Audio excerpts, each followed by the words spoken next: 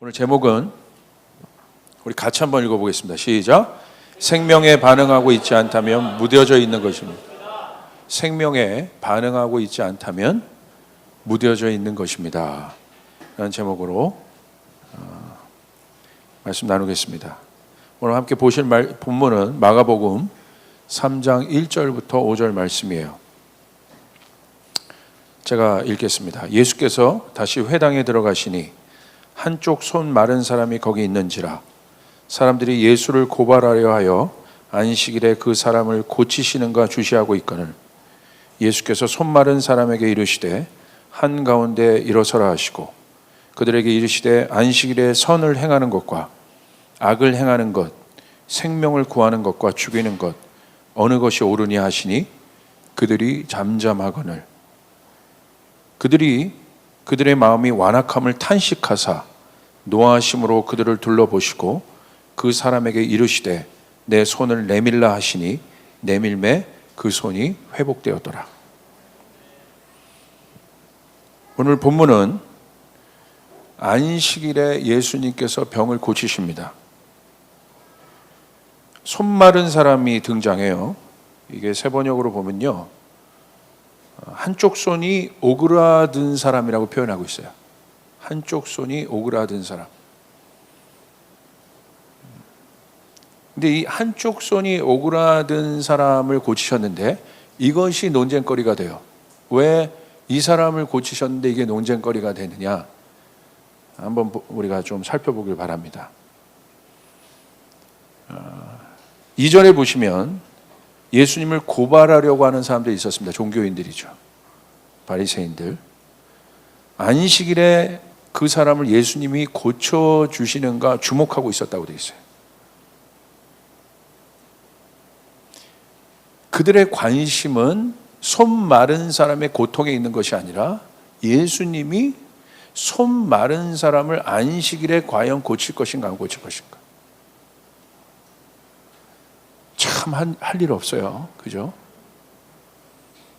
근데 이게 그 당시 그 유대인의 세계관에서는 엄청난 논쟁거리가 되는 사실 사건이죠. 우리는 지금 이거 말이 안 되지 않냐 이렇게 보지만 사실은 예수님의 사역 가운데 계속해서 이제 쉽게 말하면 딴지를 걸었던 그들이 갖고 있는 틀들이었습니다. 저도 이제 어느 날 갑자기 그냥 그런 생각이 드는데 설교하다가 많은 액션을 제가 좀 취하는 편인데 어느 날 순간부터 제가 막 이런 액션을 자꾸 취하는. 이거 그러니까 중동에서 이거 이렇게 많이 하거든요. 저도 모르게 이렇게 이게 좀 됐던 것 같아요. 전혀 내용과 상관없는 이야기를 그냥 한 것입니다. 예.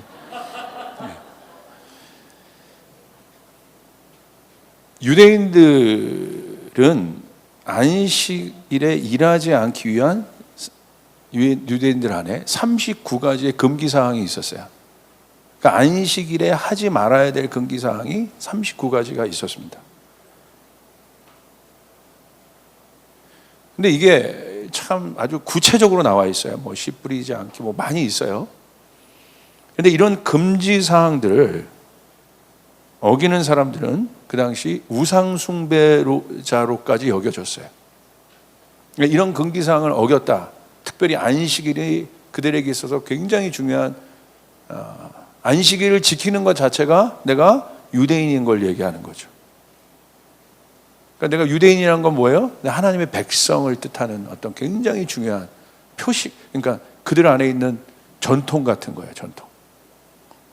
이방인들에게는 없는 구별된 어떤 것들입니다. 그러니까 굉장히 중요한 거죠. 안식일은 사실. 그래서 39가지 사항이나 있을 정도로 굉장히 구체적이었습니다. 절대적인 가치였다는 거예요.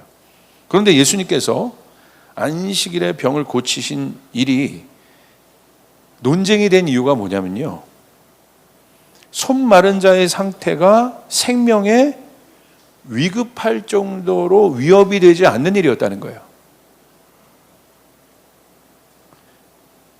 무슨 말이냐면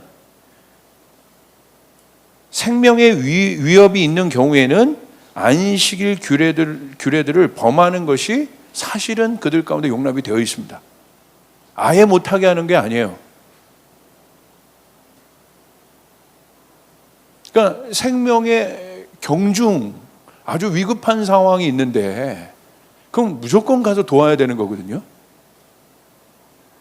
그거에 대해서는 이 규례 안에서도 예외 상황으로 둔 겁니다, 지금. 그런데 이게 왜 여러분 논쟁이 됐습니까? 원칙적으로는 그런 사람들을 고쳐주는 것이 그 범주가 허용되어 있는데 왜 이게 논쟁이 되었습니까? 손 마른 사람이 위급하지는 않거든. 그죠? 생명의 위협을 느낄 정도는 아니라는 거예요. 그들의 논쟁이 아주 타당하죠. 이와 같은 논쟁이 다른 곳에서도 또 있습니다. 안식일에 대한 논쟁이.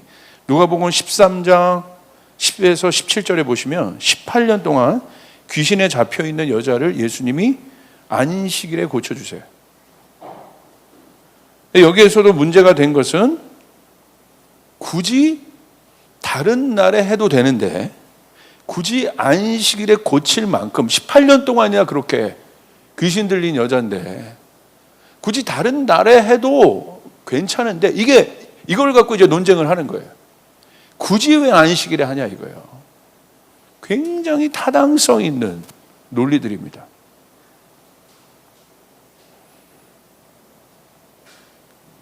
그래서 주님이 이 일에 대해서 뭐라고 얘기하시냐면 누가복음 13장 15절 16절에 이렇게 얘기하세요. 다른 날에 해도 되는데 왜 굳이 이날 안식일에 하필이면 이날 하냐. 하지 말라는 게 아니다. 얼마나 합리적입니까? 근데 예수님 이렇게 대답하세요.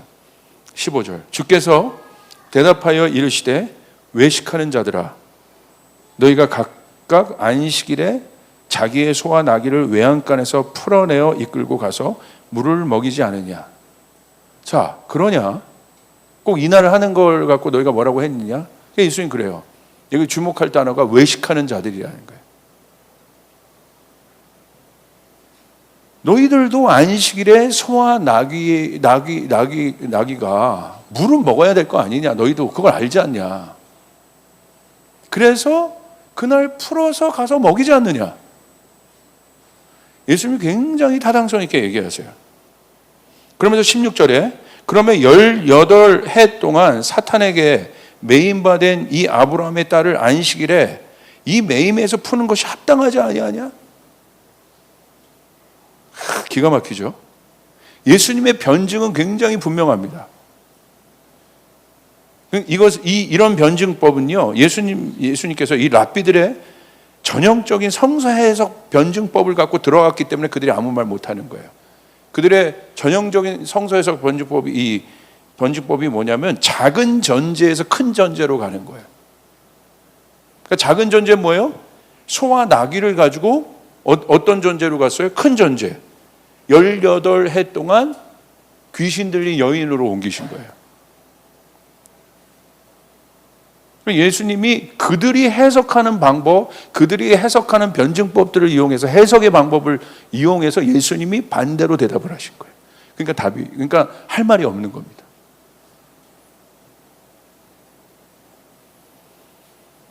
그리고 여러분 우리가 또 아는 구절이 있어요. 요한복음 5장에 베데스다 목가에 38년 된 병자를 고쳐주신 일, 이것도 안식일에 행한 일입니다.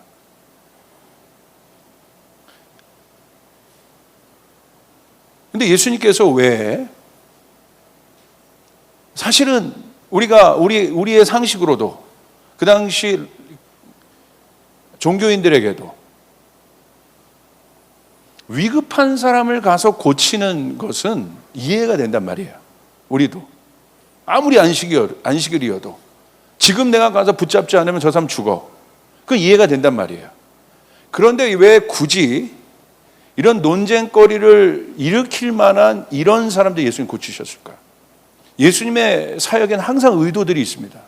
뭔가를 브레이크스루 하고 싶으신 거예요. 뭐를 브레이크스루 하고 싶으신 것입니까? 안식일의 본질이 뭐냐는 거예요.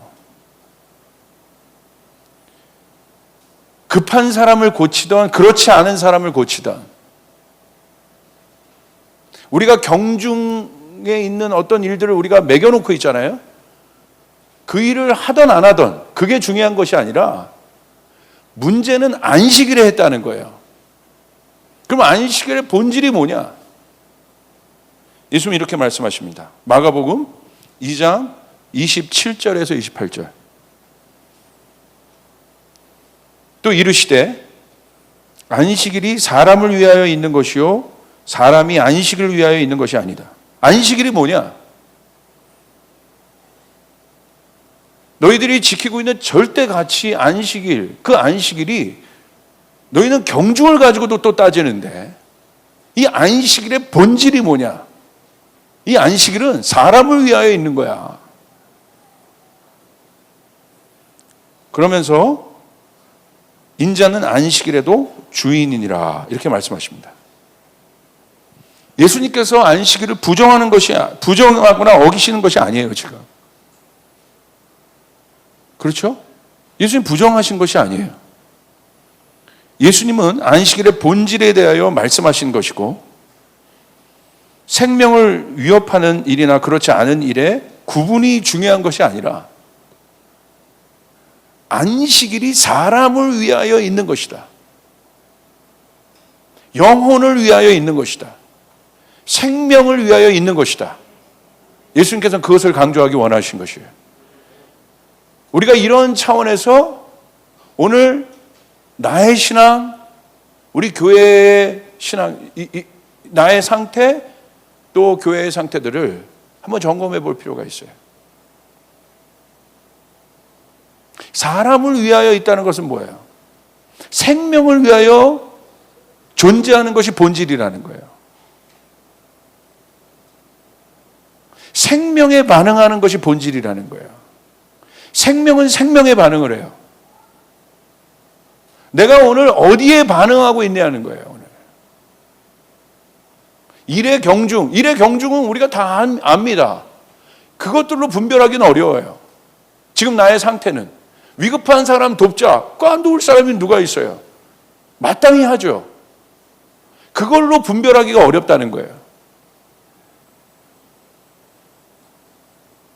저 교회가 생명력이 있는 교회인가 그렇지 않은 교회인가, 저 메신저가 생명력 있는 메신저인가 그렇지 않은 메신저인가, 저 예배팀이 생명력 있는 예배팀인가 그렇지 않은 예배팀인가, 위급한 일을 가서 돕고 거기 가서 사역하고 그거 반대할 사람이 누가 있습니까?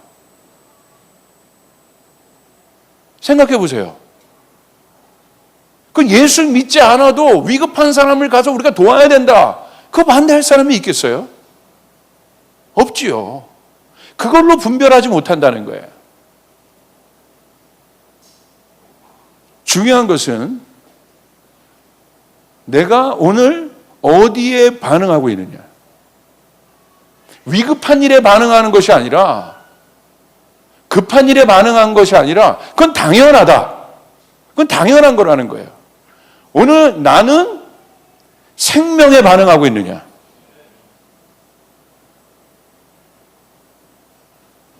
안식일은 사람을 위하여 존재한다. 하나님이 만드신 모든 제도는 생명을 위하여 존재하는 것입니다.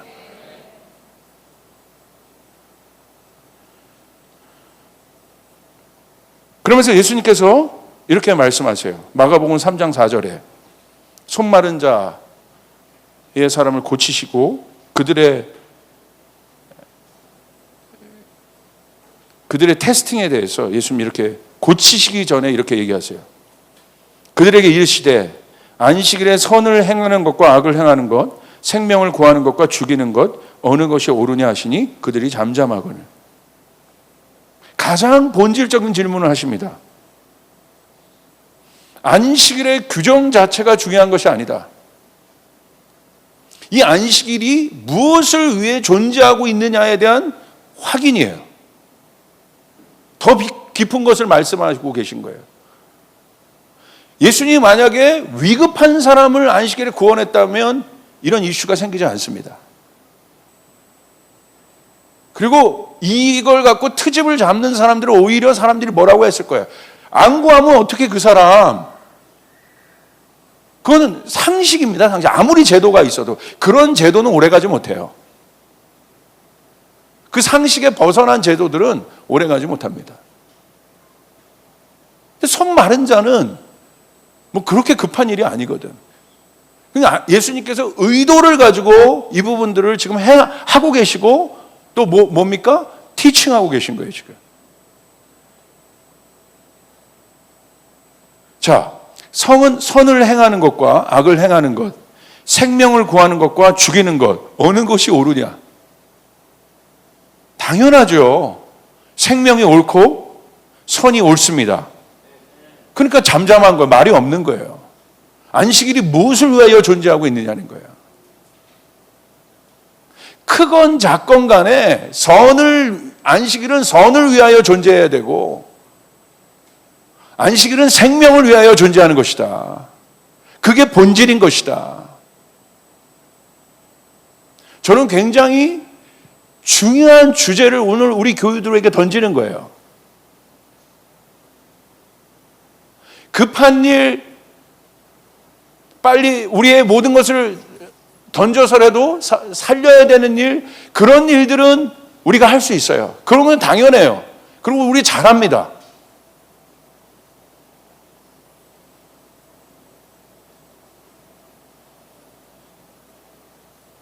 그런데 예수님은 또 한 단계를 더 들어가서 묻고 계신 거예요.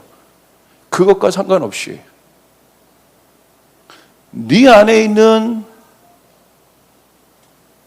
쉽게 말하면 하나님 나라의 가치, 이 성경의 가치, 이 말씀의 가치가 어디에 반응하고 있냐는 거예요. 만약에 그것에 옳은 일, 이건 옳은 건데 선, 생명에 반응하고 있지 않다면 오늘 우리는 이 주님의 질문을 비껴갈 수 없습니다. 나는 생명과 이 선에 반응하는 사람인가? 이 반응이 무엇입니까? 조직은 반응할 수 없어요. 당연하게 반응하는 거예요. 이게 예를 들어서 엄마들이 아기가 있을 때 위험한 일에도 당연히 반응하겠지만 작은 아기의 움직임에도 엄마들이 자연스럽게 반응하는 것처럼 그 자연스러운 반응, 그것이 성경에서는 뭐라고 얘기하는 거예요? 살아있다는 거예요. 저 사람이.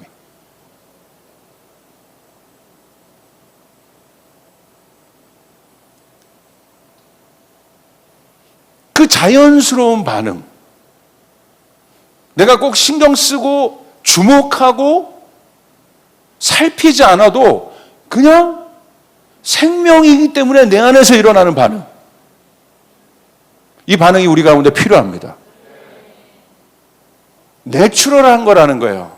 자연스러운 거라는 거예요. 이게 생명이 있는 사람이라면 당연히 그래야 된다는 거예요. 우리가 육적인 생명에 내 자녀들에게 그렇게 반응하는 이유는 무엇입니까? 이유는 하나예요. 사랑하니까 관심 갖는 거예요. 그걸 누가 뭐라고 할 사람들이 없어요. 부모가 자녀에게 위급한 일에 반응하던 아니면 작은 어떤 행동에 반응하던 누가 뭐라고 할 사람은 없어요. 그리고 다 이해합니다. 왜? 사랑하니까. 결국 그거를 묻는 거예요. 본질은. 진짜 내 안에 그 하나님의 사랑이 있느냐는 그 질문인 거예요. 당연하다는 거예요. 누가 뭐라고 하지 않아도, 목사님이 뭐라고 하지 않아도, 여기서 내가 핏대를 올리고 강조하지 않아도 생명에 반응하는 건 당연한 건데, 여러분 믿습니까? 그 반응을 보고 뭘 알 수 있어요? 저 사람이 하나님 사랑하는 걸 알 수 있는 거예요. 그게 본질이기 때문에. 그래서 사랑은 자발적인 것이에요. 자원하는 것이에요. 누가 시키지 않아도 겉옷을 벗는 자연스러움이 있는 것이에요. 배고픈 자를 보면 누가 뭐라고 하지 않아도, 목사님이 특별한 거 하자고 하지 않아도 나의 주머니를 털 수 있는 자연스러움이 있는 것이에요. 그것이 사랑이에요. 그것이 본질이에요.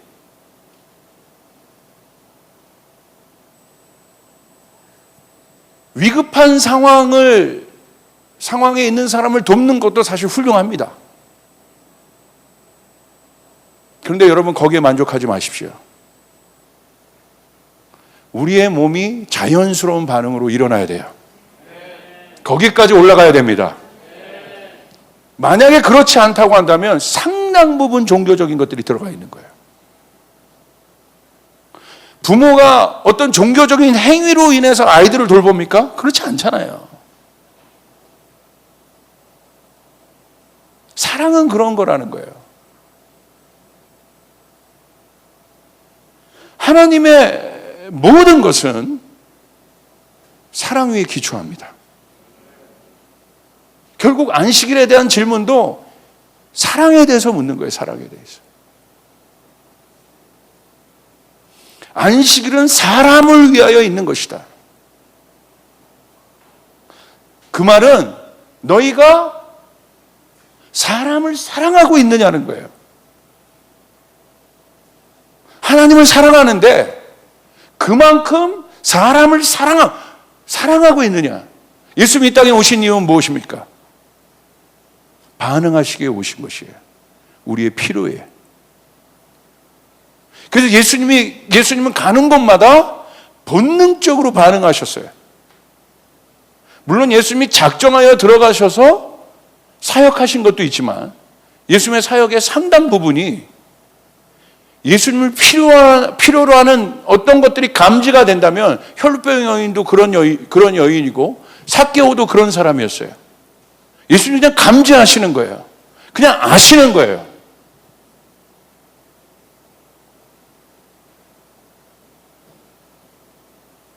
우리 안에 그 반응이 필요합니다.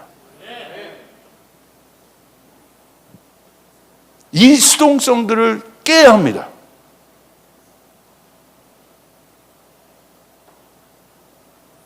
왜냐면요, 이게 영적 원리예요.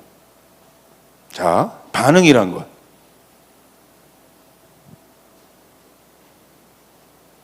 영은 자연스러운 거라고 그랬어요. 자연스러운 거. 순리라고 그랬어요. 이게 영의 속성이에요. 매니플레이트 하는 것은, 조작하는 것은 영이 아닙니다. 종교들은 조작을 하고, 그러니까 예수님께서 말씀하신 이 종교인들에 대한 강력한 책망은 뭐냐면, 항상 뭐가 따라와요? 그들에게 뭘 얘기하세요? 외식하는 자들아. 속이고 있다는 거예요, 너는. 거짓말하고 있다는 거예요. 조작하고 있다는 거예요. 겉은 죽었으면서 속은 죽었으면서 겉은 안 죽은 척하고 있는 거예요. 우리 옆 사람 한번 바라보세요. 선포하겠습니다. 속지 맙시다. 진짜 분별해야 돼요. 속으면 안 돼요.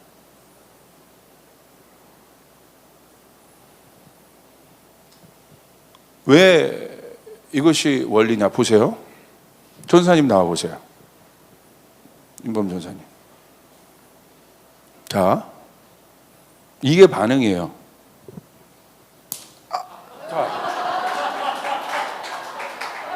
생각해요?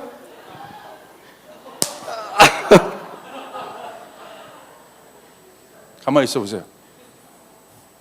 이건 안 타네. 여기서 한번 작용하고 오지 않아요. 탁 치면 탁 나오는 거야. 이게 팩트인 거야. 이게 반응이라는 거예요. 여기서 한번 생각하고 여기서 정리해서 나오는 게 아니라 영의 원리도 같습니다. 이해가 되시면 아멘 합시다. 전사님 이따 내가 뭐 하나 사줄게. 사실 영과 육은 똑같아요. 육은 썩어질 것이고, 그러나 원리는 똑같습니다. 왜? 뭐가 문제예요? 혼이 문제인 거예요.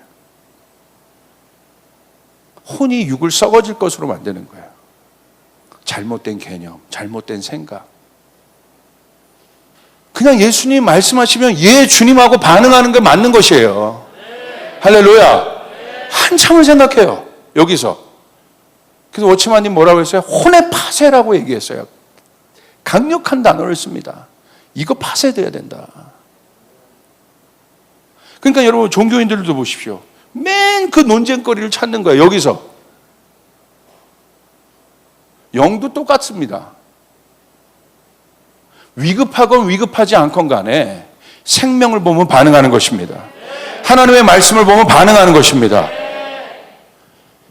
육이 반응한 것은 아무도, 여러분, 이 겉사람이 반응하는 것은 아무도 토닫는 사람이 없잖아요. 당연한 것이. 영도 똑같은 거예요. 분명한 거예요. 근데 내가 반응하고 있지 않다면, 자, 제가 인본적으로 또 부를 수는 없습니다. 제가 그냥 훅으로 그냥 배를 있느니까 그냥 여기를 쳤어. 그런데도 뭐야? 문제가 있는 거야.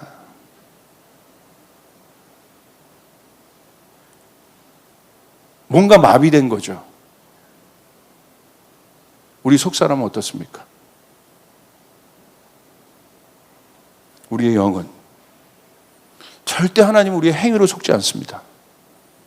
종교는 행위에 집중해요.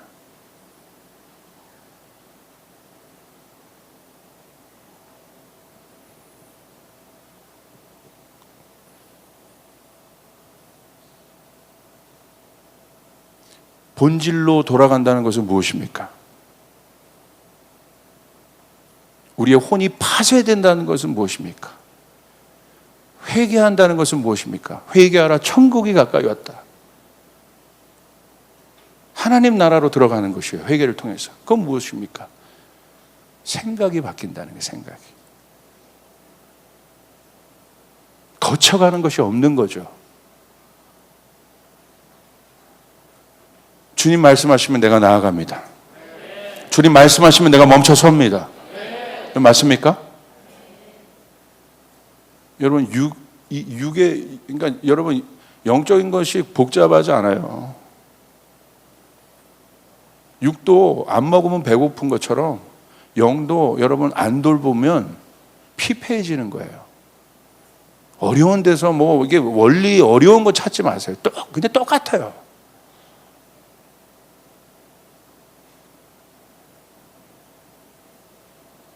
근데 그걸 모르는 거죠. 왜? 육은 돌보면서 영은 돌보지 않아요. 왜? 혼에서 다 속이고 있는 거예요. 괜찮아. 아니야. 꼭 그렇게 반응해야 돼? 여기서. 잘못된 경험, 잘못된 가치관, 잘못된 개념. 결국 바리새인들은 뭡니까? 잘못된 개념을 갖고 있는 거, 말씀을 왜곡하고 있고. 그러니까 본질 없는 행위만 남는 것입니다. 주님이 말씀하세요. 마가복음 3장 5절.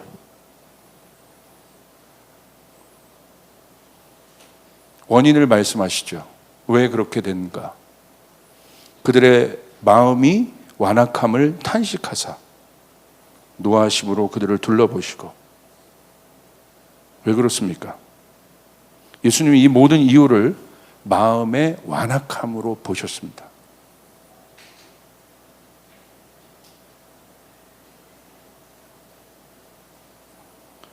굳어 있다는 것입니다. 생명이 없다는 것입니다. 이 일을 탄식하셨어요. 생명에 반응하지 않는 죽은 몸을 보시며 예수님은 노하셨습니다. 보세요. 이것이 예수님의 분노예요. 예수님 잘 분노하시는 분이 아니세요. 근데 예수님이 분노하시는 순간들이 있으세요. 이런 순간들이에요. 속이고 있는 것. 외식하는 자, 속은 완악하여 무뎌져 있는데 겉은 안 그런 척하고 있는 것. 피해갈 수 없습니다.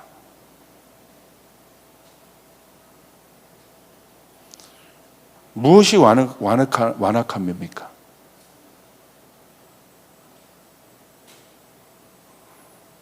반응하지 않는 것 자체가 완악함이에요. 아무리 이야기해도 반응하지 않아요. 선지자가 외쳐도 반응하지 않아요. 결국 그 인간의 완악함이 외치는 자의 소리 세례 요한을 죽였고 예수님을 십자가에 못 박았습니다.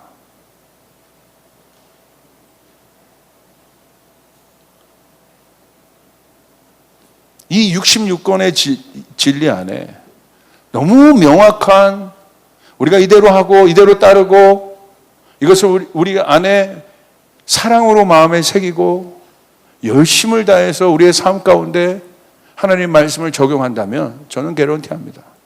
우리 안에 돌파가 있을 것입니다.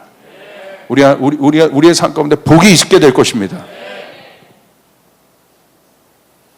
그러니까 결국 보세요. 여러분, 팁을 하나 드릴게요.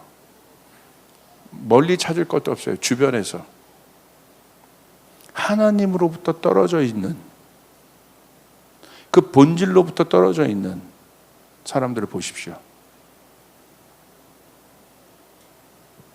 엄청나게 어려워요, 지금.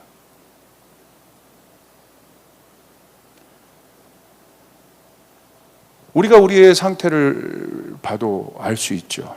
우리가 언제 힘들어집니까? 하나님으로부터 멀어졌을 때. 그때 나타나는 첫 번째 시그널이 뭡니까? 반응하지 않는다는 것입니다. 아무리 외쳐도, 이것이 중요하다고 그렇게 외쳐도 반응하지 않아요. 여기로 들어왔다가 이곳으로 나갑니다. 이게 완악함이라는 거예요. 오늘 정오기도 때 나눴던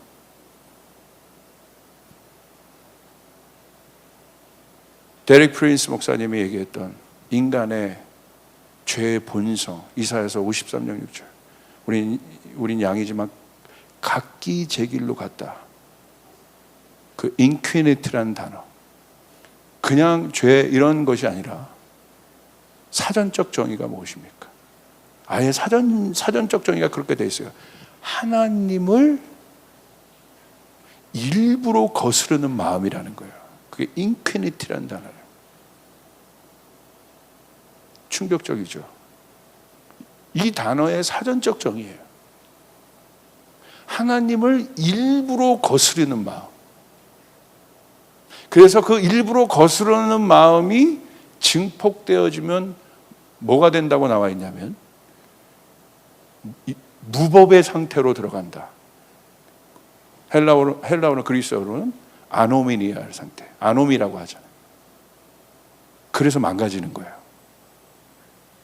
생각이 망가지고, 감정이 망가지고, 내 삶이 망가지고, 내 자신이 망가지고, 가정이 망가지고, 내 사업이 망가지는 거예요. 일부러 하나님을 거스르려고 하는 마음. 그 말은 뭐예요? 너무 아는데 그게 바로 완악해져요. 반응하지 않는 거예요. 아무리 여기서 제가 외쳐도 반응하지 않는 거예요. 우리가 그것을 하고 하느냐는 안 하느냐는 중요한 것이 아니에요. 모든 것이 마음에 있기 때문에 중요한 것은 내 마음 안에 그것을 반응하고자 하는 마음입니다. 내가 살아있는가? 살아있느냐가 중요한 시그널입니다. 여러분, 살아있어야 하는 것입니다. 할렐루야. 만약에 그렇지 않다면 오늘 예수님의 이 말씀은 우리를 비껴갈 수 없습니다. 분명해야 합니다. 확실해야 합니다. 타협이 있을 수 없습니다. 주님 말씀하시면 반응하는 것입니다. 믿으십니까? 그러므로 우리는 생명에 반응하도록 훈련하고 경작해야 합니다. 무엇을 경작해야겠습니까? 생명에 반응. 이건 쉽게 되지 않아요. 우리가 연약하기 때문에, 연약하다는 건 뭐냐면 트레이닝이 필요하다는 거예요. 반드시 트레이닝이 필요합니다. 누가 트레이닝 할까요? 자신의 연약함을 아는 사람들이 트레이닝 해요. 그 사람은 적어도 무뎌있지는 않은 사람이에요. 그리고 그 트레이닝을 통해서 그 사람은 바뀝니다. 오늘 제가 주님 앞에 이 시즌에 몸부림치는 것이 바로 이겁니다. 그냥 있지 않게 하소서. 주님, 주님 만약에 저에게 보여주신다면 그냥 있지 않게 하소서. 제가 살아있기를 원합니다. 제가 반응하길 원합니다. 제가 순종하길 원합니다. 어떤 이유와 어떤 합리적인 어떤 이유도 되지 않겠나이다. 주님, 내가 반응하길 원합니다. 내가 그대로 따르길 원합니다.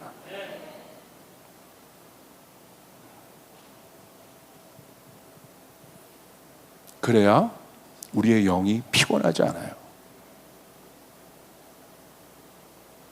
이것이 정렬되어 있지 않으면 계속 비본질적인 것에 이 혼이 쓰는 에너지가 엄청납니다. 생각이 쓰는 에너지가.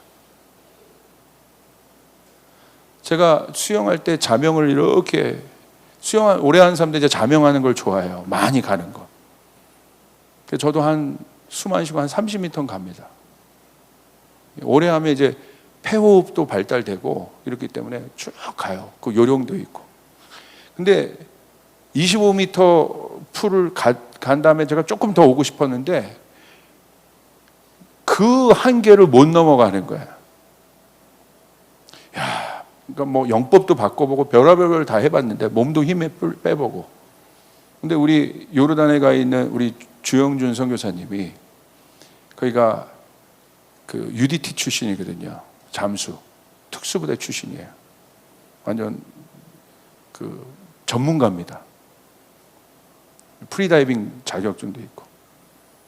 제가 이제 수영 전문가니까 지금 이제 권투 좋아하는 사람은 권투만 물어보는데, 수영 전문가니까 제가 물어봤어요. 내가 이렇게 되는데 혹시 노하우가 있어? 근데 딱 얘기해 주더라고요. 목사님, 생각을 하지 마세요. 무슨 말이야? 생각이요, 상당한 산소들을 가져갑니다. 생각하는 순간 아무 생각 없이 이렇게 하라는 거예요. 그냥 시키는 대로 몸이 보면. 진짜 그렇게 했더니요 5m를 더 갔어. 여러분의 생각이 쓰는 에너지가 엄청난 거 아세요? 그냥 어린아이처럼 반응하면 되는 거예요. 할렐루야. 힘든 거예요. 여기서 생각 안 한다는 것이 바보가 되라는 얘기가 아니잖아요. 어떤 생각을 할 거냐는 거예요. 육의 생각을 할 거냐, 영의 생각을 할 거냐.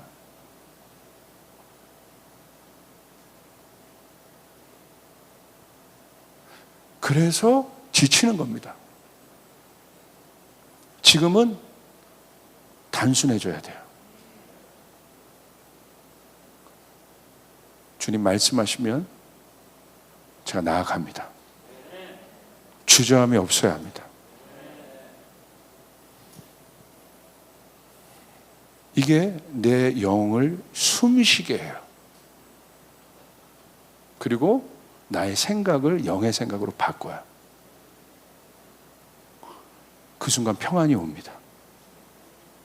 생명력이 있는 것들에 반응하게 됩니다. 그래서 실질적으로도 여러분, 복잡함은요, 팁을 드릴게요. 주님 앞에 와서 당연히 기도하죠. 기도할 때 생각으로 기도하지 말고 그냥 십자가만 생각하고 하는 게 십자가 기도예요. 내 문제를 놓고 생각하는 기도가 아니라 주님이 하셨습니다. 주님이 하셨습니다. 번민이 있으면 십자가 앞으로 오는 거예요. 그리고 십자가가 한 일을 선포하는 거예요. 할렐루야. 여러분, 관계에 문제가 있습니까? 절대 해결 안 됩니다. 아무리 여러분의 에너지를 써도 이것만 피곤해질 뿐이에요. 해결도 안 되고. 주님 앞으로 나오세요. 십자가 앞으로 나오십시오. 그럼 여러분이 숨 쉬어요. 그리고 하나님의 문제를 해결하십니다. 어디 가서 문제를 찾습니까? 사업이 안 되십니까? 생각하지 마십시오. 여러분 생각한들 뾰족한 뭐가 나오나요? 안 나오잖아요.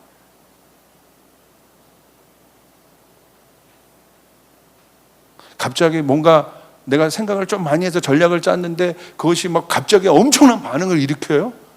아니잖아요. 똑똑해지셔야죠. 십자가 앞으로 오세요.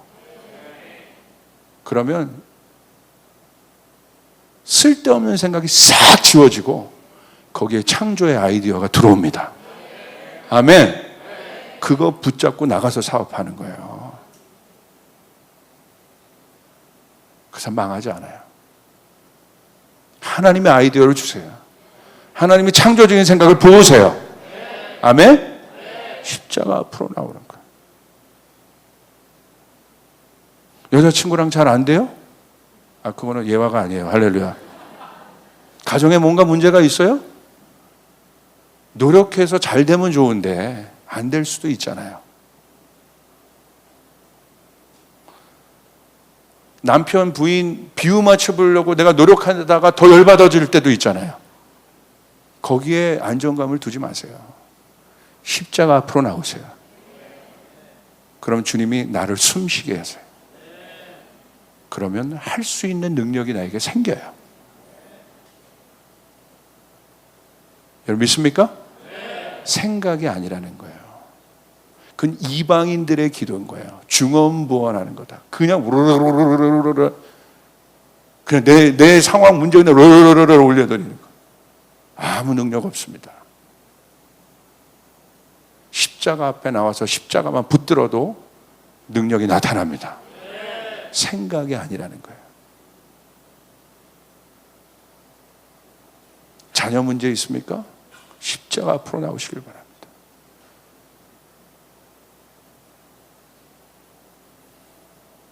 실제적인 두 번째 팁.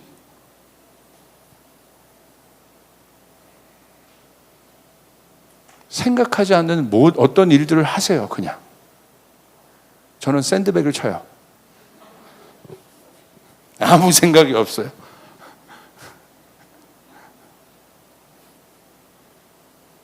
가만히 집에만 이렇게 앉아서 카페 가면 생각이 더 많아져요. 할렐루야. 내가 그래서 카페 갔는데 옆에 보니까 나랑 비슷한 사람이 너무 행복하고 내가 원하는 것들을 지금 다 갖고 있어. 더 복잡해질 수가 있어. 목사님 너무 극단적인 비유입니다. 그럼 극단적인 비유를 해야죠. 복잡해지는 거예요. 사람 속으로 들어가면 벗어나야 합니다. 한적한 곳으로 가야 됩니다. 그때 숨 쉬어요. 이게 멈춰져요.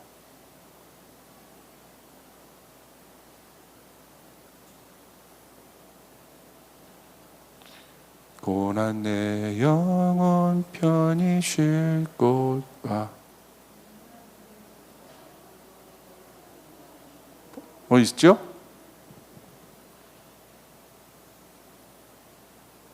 우리의 영혼이 지금 너무 고뇌에 있어요.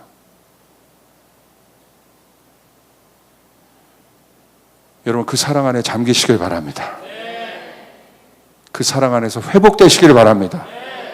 그걸 확인하시길 바랍니다. 나는 주님의 사랑에 반응한다. 그것만이 내가 사는 것이다. 그것만이 내가 존재하는 이유이다. 그것만이 내 사업이 존재하는 이유이다.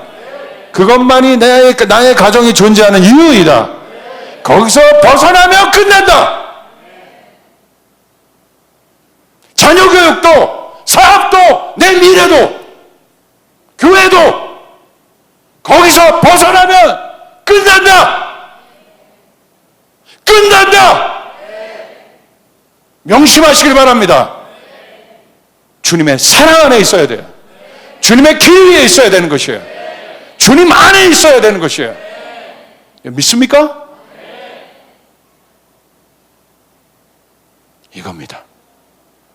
그 속에 있으면 숨 쉬어요. 그 속에 있으면 자유해요.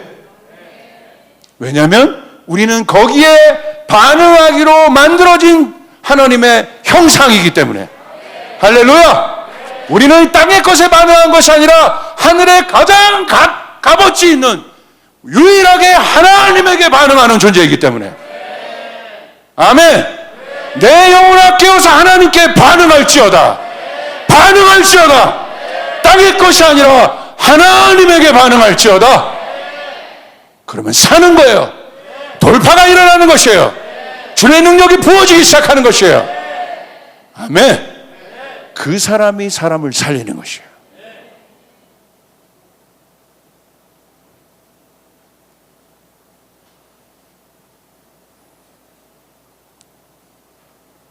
굳은 마음에서 나오는 길이 딱 하나 있습니다. 결국 사랑이잖아요. 어떻게 나올까요? 영혼을 품는 것입니다. 큰 문제건 작은 문제건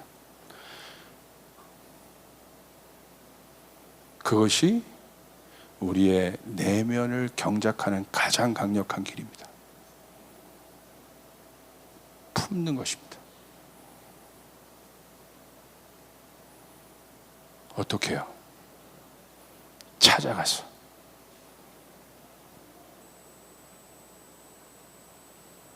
내 모든 관심사가 영혼에 맞춰 있기 시작하면 희한한 일들이 생깁니다. 이게 영적인 원리는 관심에 있어요.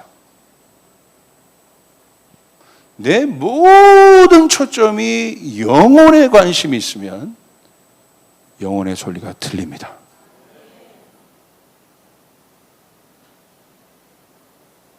우리가 못 듣는 이유는 무엇입니까? 내 모든 관심이 나에게 초점이 맞춰 있었기 때문에 안 들렸던 것입니다. 사실은 있습니다. 제가 이 기간에 주님께서 저를 부시고 있는 부분이 이 부분이에요. 제가 너무너무 많이 회개하고 지금에라도 제가 하고 있는 거예요. 영혼을 돌보는 것이 제가 선교 사역을 했고 바깥에서 어떤 이런 일도 했고 그것과 대체될 수 없었던 것이에요. 주님 말씀하신 거예요. 한 영혼을 품는다는 것. 그들의 소리에 귀 기울인다는 것. 내가 한 영혼을 품기로 결정하면 희한해요. 그런 사람들이 나타납니다. 그런 사람이 보입니다. 그래서 품게 되는 것이에요. 지난번까지는 저는 수동적 사역이었어요. 그 필요가 있는 사람이 문을 두드릴 때 저는 반응했어요. 근데 주님이 저에게 더 도전하시는 거예요. 그것뿐만이 아니라 영혼에 관심을 갖고 영혼을 품어라. 그러면 들린다. 내 주변의 작은 소리들도 들릴 것이지만 공동체의 소리, 나중에는 열방의 소리까지 들리게 될 것입니다. 하나님이 그 사람을 쓰십니다. 그 사람에게 능력을 주십니다. 왜? 그 사람의 마음은 굳은 마음이 아니라 하나님이 천하를 주고도 바꾸지 않는 한 영혼의 가치, 그것에 귀 기울이고 있는 사람이기 때문에 천하를 얻을 수 있는 능력을 그 사람에게 주십니다. 그 교회에게 주십니다. 아멘. 이제는 우리 교회는 한 영혼을 품어야 되는 것이요. 그게 살아있다는 증거입니다. 손이 말랐건 아니면 지금 구하지 않으면 죽는 사람이건 상관없습니다. 모든 영혼의 필요에 관심을 가질 수 있도록 우리가 그 한 영혼을 우리의 마음에 품고 나아갈 때 누가 가장 큰 복을 받을까요? 우리들이에요. 내 자신입니다.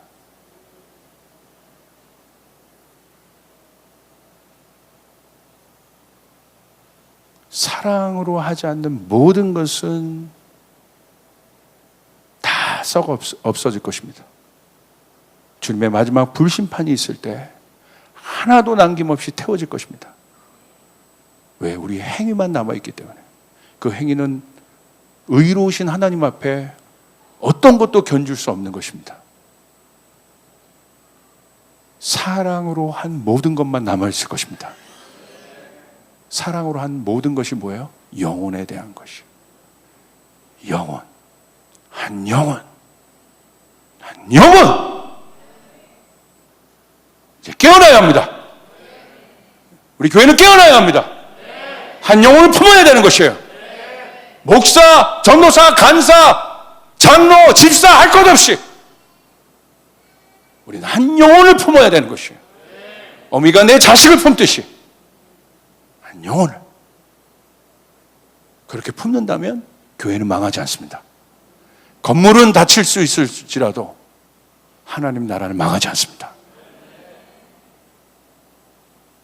아멘. 이런 설교를 듣고도 영혼에 대한 갈망이 일어나지 않는다면 오늘 제목이 그대로입니다. 생명에 반응하고 있지 않다면 무뎌져 있는 것입니다.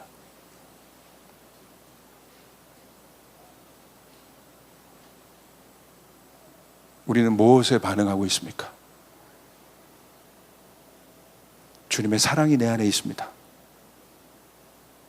예수님이 내 안에 계십니다. 오늘 예수님은 어디에 관심을 갖고 있겠습니까? 나의 눈이 예수님의 눈이고 나의 귀가 예수님의 귀가 될 터인데 예수님은 어디에 관심 갖고 있겠습니까? 영혼. 제가 정오기도회 때에도 말씀을 드렸어요. 우리 지영근 선교사님, 사모님, 우리 배은정 선교사님 얼마나 어려운 헌신을 하고 있었는지 우리가 잘 알고 있죠. 요르단에 가서 두 자녀가 사경을 헤매는 그런 상황에서도 한 영혼, 요르단에 있는 한 영혼을 위하여 목숨을 걸었어요. 그것이 우리에게 큰 감동이 되었어요. 그리고 그것이 권위가 되어 하나님 많은 놀라운 사역들을 우리 지영근 선교사님의 사역 가운데 권위와 함께 주셨습니다. 수많은 가정에 있는 어려운 난관들을 통과하여 헌신한 그 헌신의 대가는 많은 사람들에게 마음을 움직일 수 있는 엄청난 일들이었습니다. 요르단을 다녀왔던 우리 팀들은 다 알 겁니다. 그런데 한국에 오셨어요. 코로나 때문에. 배은정 선교사님, 선교사님이 복통이 있어서 병원에 갔더니 말기암이래요. 너무 충격적이었습니다. 저희 교회 BT 목사님들 교회가 같이 헌금을 모아서 우리 가서 선교사님 위해서 간절히 기도했습니다. 그런데도 너무 의연하게 오히려 우리가 좋은 요양 호텔 아니면 펜션 좋은 장소를 좀 잡아줄 테니까 거기 가서 쉬어 라고 했는데 거절했어요. 우리 박현수 목사님, 박조현 목사님 동생 박현수 목사님 그 교회가 기도하는 교회이기 때문에 목사님 육신적으로는 불편할 수 있어도 육신의 편함을 택한 것이 아니라 내가 여기서 기도할 수 있는 것이 저에게 숨 쉬는 거예요. 목사님들의 호의는 고맙습니다. 그래도 잘 쉬어 좀. 우리가 막 그랬어요. 아니요, 여기요. 그렇게 기도했어요. 그리고 제가 포항 사역 갔을 때 리포트를 들었습니다.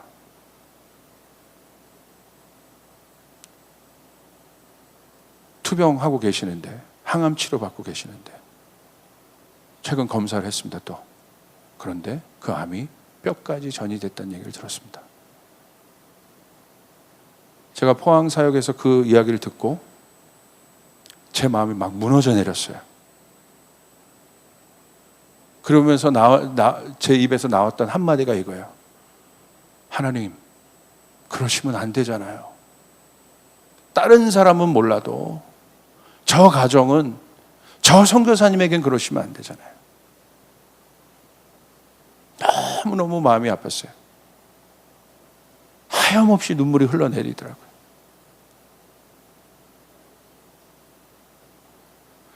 이렇게 마음이 아픈데,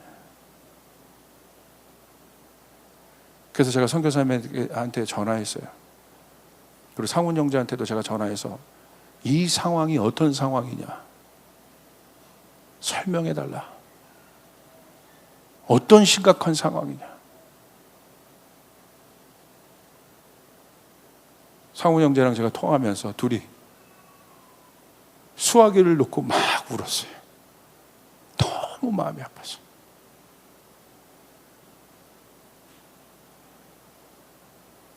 그리고 당장 전화해서 다음 주에 좀 방문해서 같이 좀 시간을 보내기로 좀 했어요. 내가 할 수 있는 건 그거밖에 없어요. 시간 보내는 거, 기도해드리는 거. 근데 너무 마음이 아파요.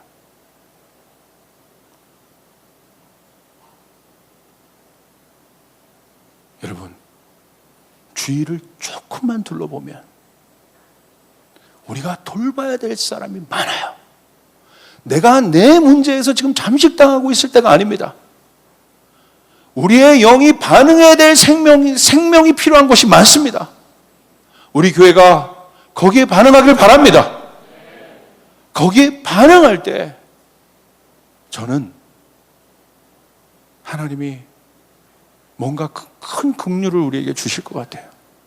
큰 은혜를 우리 가운데 주실 것 같아요. 저희 조이풀교회가 이제 그 일들에 반응합시다. 급한 일이건, 이제 급한 일에 우리가 반응하는 건 잘하잖아요. 그것도 대단한 거예요. 그러나 우리의 모든 관심사를 한 영혼에 쏟읍시다. 이제 한 영혼을 품읍시다. 한 영혼을 위하여 나갑시다. 그 사람을 세워냅시다. 그런 교회, 그런 성도들, 살아있는 성도들이 되시기를 주님의 이름으로 축복합니다. 아멘. 우리 자리에서 일어나겠습니다.